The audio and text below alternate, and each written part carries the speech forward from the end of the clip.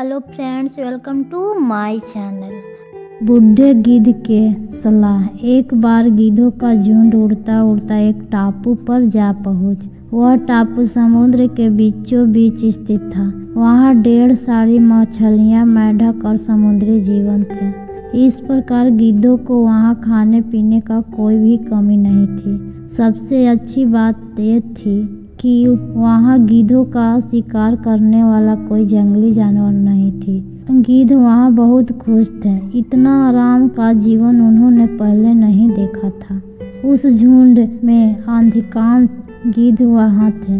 वे सोचने लगे कि अब जीवन भर इसी टापू पर रहना है, यहाँ से कहीं नहीं जाना, क्योंकि इतना आरामदायक जीवन कहीं नहीं मिलेगा।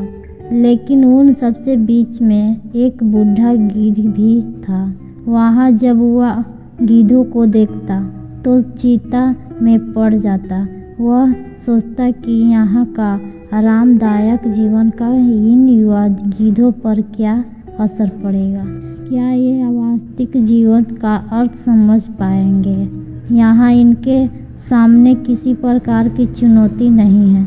ऐसे में जब कभी मुसीबत इनके सामने आ गई तो ये कैसे उसका मुकाबला करेंगे। बहुत सोचने के बाद एक दिन बूढ़े गिद्ध से सभी गिद्धों की सभी बुलाई।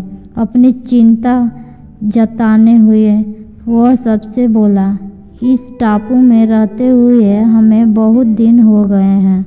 मेरे विचार से अब हमें वापस उसी जंगल में चलना चाहिए जहाँ से हम आए हैं। वहाँ हम बिना चुनौती का जीवन जी रहे हैं। ऐसे में हम कभी भी मुसीबत के लिए तैयार नहीं हो पाएंगे। युवा गिद्धों ने उसकी बात सुनकर भी अनसुनी कर दी। उन्हें लगा कि बढ़ती उम्र के असर से बूढ़ा गिद्ध सठिया गया है, इसलिए ऐसे बेकार की बातें कर रहा है। उन्होंने टापू की आराम की जिंदगी छोड़कर जाने में मना कर दिया। बूढ़े गिद्ध ने उन्हें समझाने की कोशिश की। तुम सब ध्यान नहीं दे रहे हैं कि आराम के आदी हो जाने के कारण तुम लोग उड़ना तक भूल चुके हो। ऐसे में मुसीबत आई तो क्या करोगे। मेरे बात मानो, मेरे साथ चलो। लेकिन किसी ने बूढ़े गिद्ध की बात नहीं मानी। बूढ़ा गिद्ध अकेला ही वहाँ से चला गया। कुछ महीने बीते। एक दिन बूढ़े गिद्ध ने टापू पर गए गिद्धों का खोज खबर लेने की सोची और उड़ता उड़ता उस टापू पर पहुंचा। टापू पर जाकर उसने देखा कि वहाँ का नज़ारा बदल हुआ था। जहाँ देखो वहाँ गिद्धों की लाशें पड़ी थी। कई गिद्ध लहूलुहान और घायल पड़े हुए थे। हैरान बूढ़े गिद्ध ने एक घायल गिद्ध से पूछा, ये क्या हो गया, तुम लोगों की ये हालत कैसे हुई। घायल गिद्ध ने बताया, आपके जाने के बाद हम इस टापू पर बड़े मज़े की ज़िंदगी जी रहे थे। लेकिन एक दिन एक जहाज़ यहाँ आया।